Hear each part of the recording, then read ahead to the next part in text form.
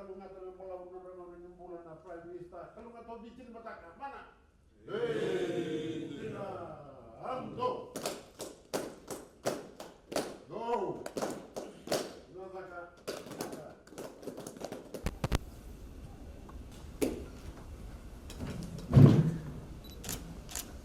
Yan mula.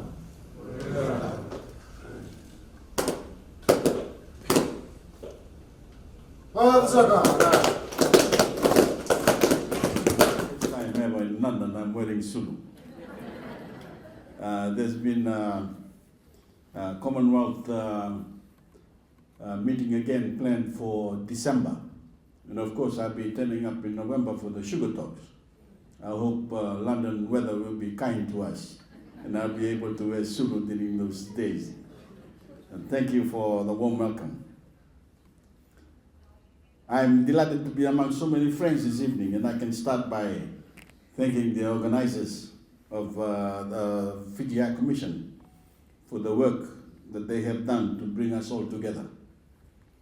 It's been a big week at Chogam, and we can all relax knowing that once again, a lot of good work has been done to advance Fiji's interest in the Commonwealth and the wider world, and especially to draw attention to the challenges we are facing because of the threat to our oceans and climate change. To those of you who may not have met them, can I introduce our climate champion and the Minister for Agriculture, Rural and Maritime Development, and National Disaster Management, Inia Seri Ratu, the Minister for Industry, Trade and Tourism, Faya Esquire, the Permanent Secretary in my office, of course you met before, you guess Taran, the Permanent Secretary for Foreign Affairs, Wane Nevalua, and the Governor of the Reserve Bank, Arif, who's here with us. And I understand the Supervisor of Election is also here. Salim, can you make your way up here, Salim, please? And we also have with us tonight my senior officials from the Tauke Affairs, Turanga Tauke, Turanga Wilibunwa.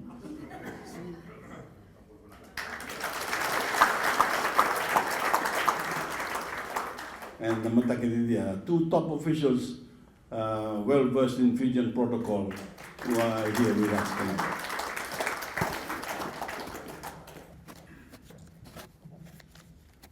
I tell a story about Minister for Agriculture, Inia Seri Ratu. For those of you who do not know, he was once a top sprinter in Fiji. Seriously. When he was a young subaltern in the military, he was our 100-meter champion.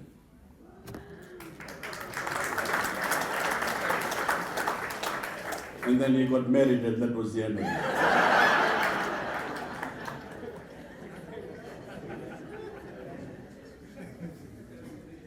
My thanks goes to all the members of our hard-working delegation for making our participation in Chogam a success. I have to say that I came to London very reluctantly because, as you know, many Fijians are suffering back home because of the two back-to-back cyclones since Easter.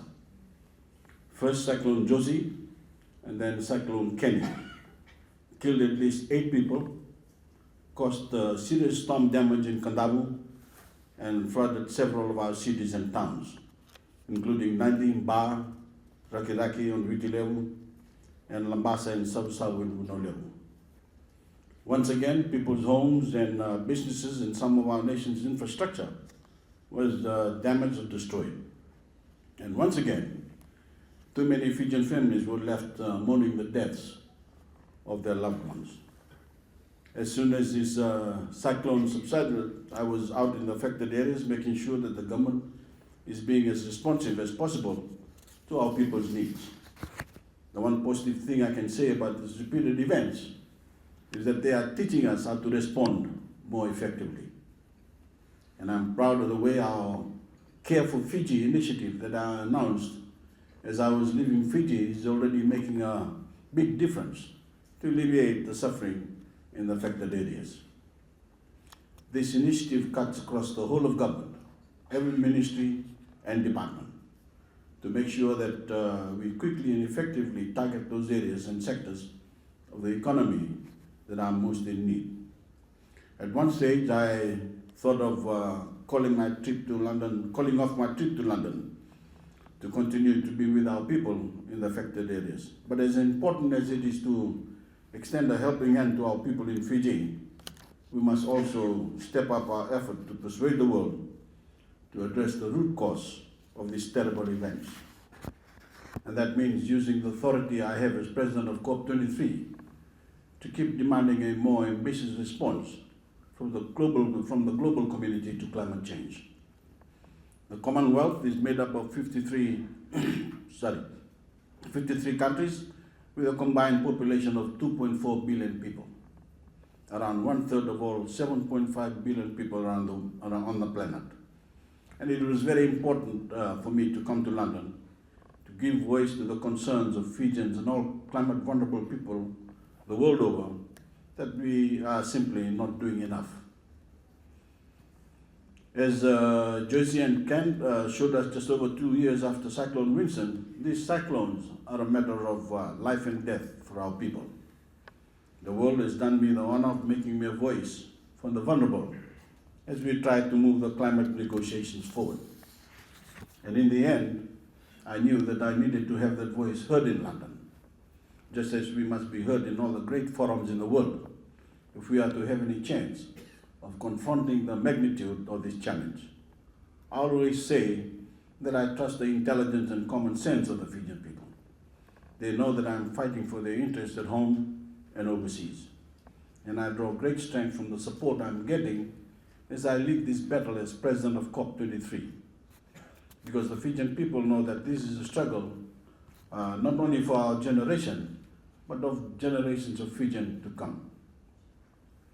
We must persuade the world to limit the increase in global warming that is causing these events to no more than 1.5 degrees Celsius above that of the pre-industrial age. We must succeed with the Talanoa dialogue that we started in Bonn to raise the ambition of all nations to make deeper cuts in the carbon emissions that are causing this warming. That is the message that I've conveyed in London and will keep hammering home at every possible opportunity, because the cuts that are on the table now will result in an average global temperature of at least 3 degrees by the century's end, not 1.5 degrees. And that will be catastrophic for the whole planet. I want to use this opportunity to also brief you on my government's priorities at home. Tonight is not a time for politics, but many of you have asked for an outline of where we are heading as a nations together. And I want to stress the unity of that effort, the fact that we are all in the same canoe and on the same journey towards creating a better nation, a stronger nation, and one more worthy of our children and the generations to come. Whatever our political differences, we can all agree on certain values that define us as Fijians. And the first and foremost of this is that we are a caring nation, a nation in which we care for each other and care about the people living in other nations as well. I was again struck in the flood-affected areas in the last couple of weeks about the way so many Fijians came to the assistance of those who were suffering, of how ordinary people banded together to raise money or donate essential supplies, or simply got in their vehicles and went to the affected areas to lend a hand in the disaster response and the cleanup. This goes to the heart of what it means to be Fijian. The loving heart that defines our relationships with each other and with the world. This year marks the 40th anniversary of our contribution to UN peacekeeping. Our service, men and women reaching out from our island home to protect vulnerable ordinary people in troubled parts of the world. As a people, we are fighting injustice at home and injustice in the world. And I want to make special mention of those of you in the room tonight who are helping to fight injustice, terrorism, and tyranny in the service of the British Armed Forces.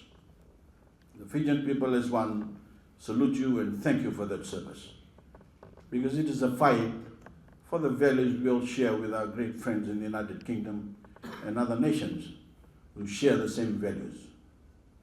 We all know people who have paid the ultimate sacrifices in the struggle for Britain and for Fiji. And I want to say to their families and friends that these are our nation's greatest heroes. And each has a special place in our hearts and in our prayers, along with those who are continuing to place themselves in danger in defense of our common values. Friends at home, the top priorities of my government continue to be equality of opportunity for all Fijians, empowerment through such things as access to free education, increasing our economic prosperity to spread the benefits as widely as possible and not leaving a single Fijian behind. Maintaining the health of our economy is our number one priority, because sustainable growth is the only way to sustainable development. And I'm very proud to say that the Fijian economy is about to chalk up its 9th successive year of growth, something that has never happened before. My right-hand man, the AG and Minister for Economy, and I are completely focused on the consistent and steadfast financial management of our economy, because we know that everything else flows from that. The record number of jobs that we have created, the new infrastructure everywhere, roads, airports, and all manner of development, and our ability to provide free schooling, tertiary scholarships and loans, free medicine and water, and subsidized electricity for low-income earners, the first social security system in Fijian history.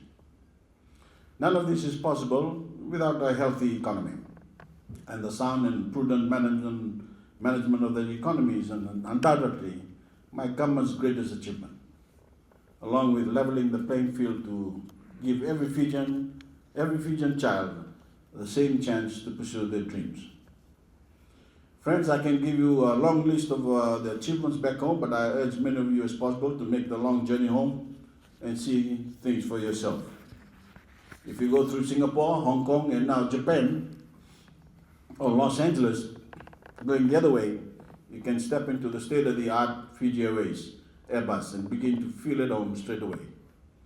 Fiji Airways, when it was Air Pacific, was once six weeks away from crashing altogether. Now, it has just made a profit of almost $100 million, and the staff have all shared in that windfall. Then, of course, you'll arrive at Nadi Airport, and boy, you'll notice a difference. A new terminal is that is of global standard and has all the services we associate with the world's best airports. Then you leave the airport on a 4-lane highway that now goes all the way to Denarau, lined with proper street lights that we are installing throughout Fiji. We have put a huge amount of work into our roads and bridges to bring them up to standard. Unfortunately, the punishing effect of these cyclones and floods means that we often have to do the work again. But all over Fiji, you will notice the infrastructure development that my government has made possible through our sound management of the economy and our ability to raise loans to build that infrastructure on affordable and favorable terms. The list of our achievement goes on, but the biggest thing you will notice isn't necessarily physical, but a real difference in the national mood. You will meet children who are happily benefiting from free schooling, free textbooks, and subsidized bus fare. You will meet young people who are able to pursue higher education in our new network of technical college and our universities, thanks to our tertiary loans and scholarships. You will meet taxi drivers who can afford to buy a better and more comfortable car. You will meet a lot of people with decent and worthwhile jobs and more money in their pockets. And you will certainly find a level of optimism that is dampened by the odd setback, like losing the Rugby 7th Commonwealth gold medal to New Zealand. Friends, of course, we still have a long way to bring the benefits of this development to every Fijian. And for my government, that effort will never cease. But the national mood in Fiji has been transformed because our reforms have unquestionably created more opportunity. People have been empowered, whether it is through our education revolution or our grants to small and micro business owners. Our assistance for agriculture and women,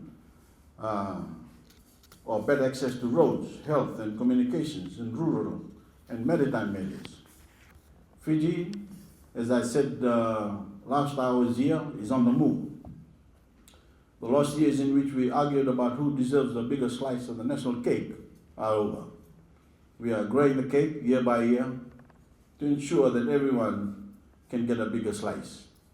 And the unity and national focus we have created has transformed our prospects and providing ordinary Fijians with more opportunity than at any other time in our history. The Fijian people know it, the world knows it, and it has lifted our national stature in the global community. The world knows that we are making the Fijian-made brand of goods and services a byword for quality. More overseas visitors are descending on Fiji than ever before. The numbers keep going up. The world knows that we can be relied on to deliver, whether it is in peacekeeping, UN peacekeeping, leading the fight to protect and preserve our oceans, or leading the global fight against climate change. So we have never been more respected, nor have we been relied on so much to carry our share of the duty. All nations have to work together for the good of humanity. I urge you all of you to make sure that you are registered to vote in the forthcoming election. We have not announced the date, but it will be soon. And it will be this year, that's for sure. And I want all of you who are eligible to vote to exercise your democratic right. It has been a wonderful week for Fiji in London, and on behalf of my delegation, Vinaka Bogalevu, for this wonderful evening and the care and hospitality you have shown us. I look forward to meeting as many of you as possible. May God bless all of us on our journey forward together, and may God bless our beloved Fiji. Vinaka Bogalevu, God bless you all.